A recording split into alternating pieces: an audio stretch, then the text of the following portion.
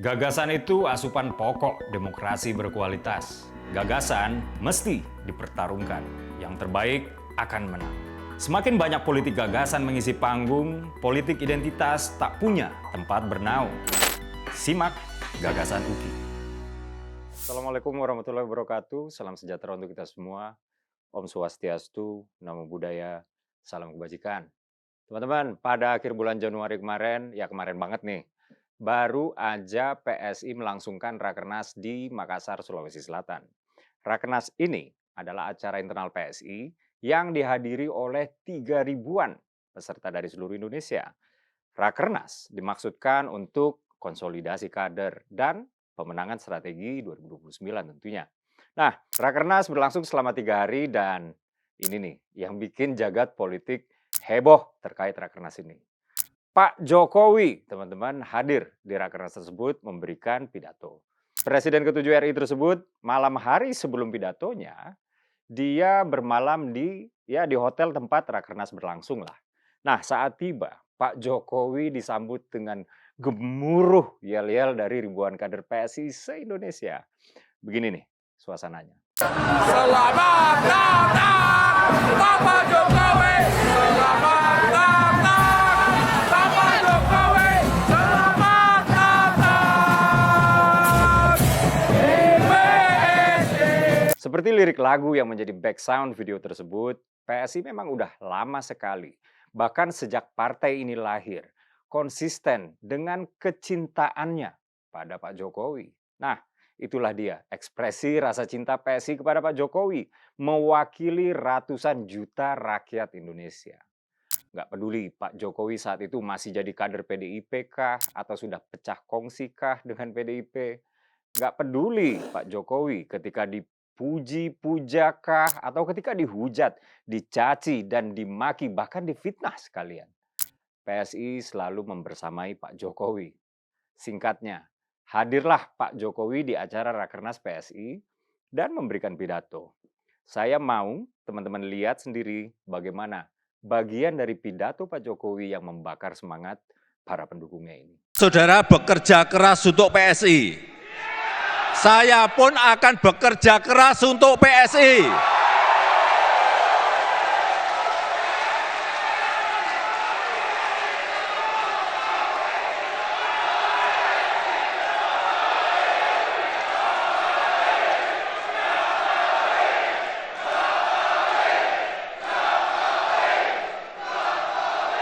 Saudara-saudara bekerja mati-matian untuk PSI, saya pun akan bekerja keras, bekerja mati-matian untuk PSI.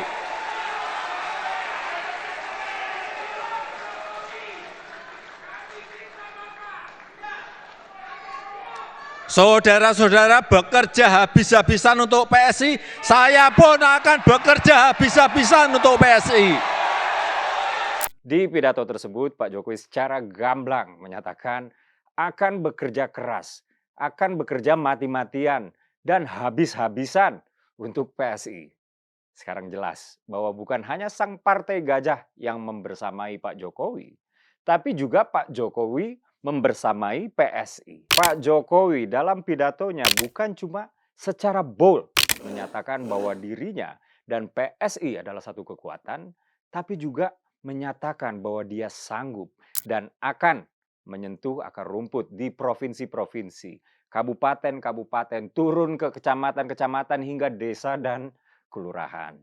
Tentu saja, dengan menyatunya Jokowi dan PSI, PSI akan menjadi kekuatan politik yang agung, yang besar, yang mengganggu kemapanan partai-partai lain.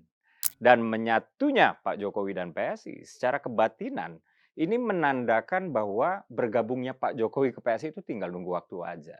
Dikutip dari kantor berita kompas.com, pengamat politik dari UIN, Mas Adi Prayitno mengatakan bahwa Pak Jokowi sudah menjadi ruh dan nafas bagi PSI, meski tanpa kartu anggota.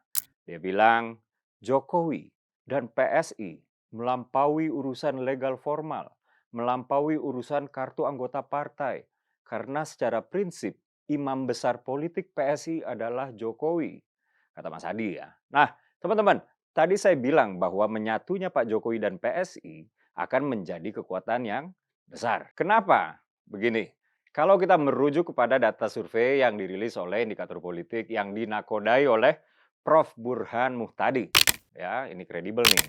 Tingkat kepercayaan publik kepada Pak Jokowi berada di level 83%. Dan ini melengkapi tingkat kepuasan Presiden Jokowi sewaktu masih menjadi presiden ya, itu di angka 80 persenan. Ini artinya apa? Ini artinya 8 dari 10 orang Indonesia puas terhadap kinerja Pak Jokowi di akhir masa jabatannya ya. Kemudian setahun berlalu masih 8 dari 10 orang Indonesia percaya kepada Pak Jokowi. Lebih dalam lagi, apa artinya ini? Teman-teman, secara psikologi politik, ini berarti rakyat Indonesia masih cinta kepada Pak Jokowi. Dan cinta itu tidak berkurang sedikit pun, walau Pak Jokowi sudah purna tugas. Secara politik elektoral, ini juga berarti telunjuk Pak Jokowi tetap sakti. Endorsement Pak Jokowi juga tetap sakti. Asosiasi politik Pak Jokowi tetap sakti juga, apalagi afiliasi politiknya. Apalagi kalau PSI sudah menyelesaikan PR dari Pak Jokowi, yaitu membangun struktur, ya, struktur yang kuat sampai ke level desa dan pada akhirnya Pak Jokowi bergabung dengan PSI. Belum apa-apa aja udah banyak loh teman-teman tokoh nasional yang bergabung PSI. Ada Bang Rusdi Mase yang disebut Jokowinya Indonesia Timur. Ada Bang Hendra Joni, Bupati aktif Pesisir Selatan, Sumbar, dan lain sebagainya. Nah, tentu saja kita kemudian bertanya, ya, gebrakan Jokowi dan PSI ini kemudian mengganggu partai lain nggak ya? Parpol lain nggak ya? Nah, jawabannya tentu saja iya dong. Parpol lain yang sudah mapan tentu merasa dominasinya terancam, terusik, terganggu. Kader Partai Golkar yang ya bisa dibilang dia juga sahabat saya ya, putra asli Sulsel, Arif Roshid, secara gamblang menyatakan kepada Tribun Timur bahwa Sulsel adalah kebun beringin, bukan kandang gajah. Juga sahabat-sahabat saya lah dari PDIP, Mas Guntur Romli, dan juga Bang Ferdinand Hutahea ikut terpancing mengomentari semakin lengketnya Pak Jokowi dengan PSI. Mas Guntur menyatakan, Jokowi mau mati-matian bekerja untuk partai yang dipimpin oleh anaknya sendiri. Alih-alih demi rakyat, bangsa, dan negara. Bukankah ini level terendah mati-matian untuk mempertahankan kekuasaan keluarganya sendiri? Wah, Mas Guntur mungkin lupa teman-teman, parpol yang paling tidak pantas ngatain parpol lain sebagai partai keluarga ya PDIP sendiri. Saya nggak mau cari ribut. Silakan teman-teman menafsirkan sendiri makna ucapan saya. Sementara Bang Ferdinand Hutahea bilang begini, dan Jokowi dengan PSI-nya juga sangat serius sekarang sedang menekan, bahkan memberikan ancaman secara politik kepada Prabowo Subianto. Kompetitor Prabowo Gibran yang pada Pilpres 2024 lalu ini sepertinya memiliki trauma mendalam, teman-teman, dengan bersatunya Pak Jokowi dengan Pak Prabowo dalam satu poros politik. Sehingga sampai sekarang masih aja berupaya memisahkan dua hopeng atau dua sahabat tersebut ya. Kalau saya memakai istilah yang dipakai Pak Prabowo sendiri saat menggambarkan hubungan akrabnya dengan Pak Jokowi. Pak Jokowi dan PSI nggak perlulah terlalu risau dengan noise atau kebisingan yang dilempar para kompetitor. Risaulah dengan voice atau suara rakyat. Akhir kata, dalam pidatonya di Rakernas PSI, Pak Jokowi berkali-kali menyatakan Indonesia membutuhkan partai yang baik, politik kebaikan. Dan ini mengingatkan saya pada ucapan Harvey S. Firestone, seorang pengusaha legend dari Amerika Serikat.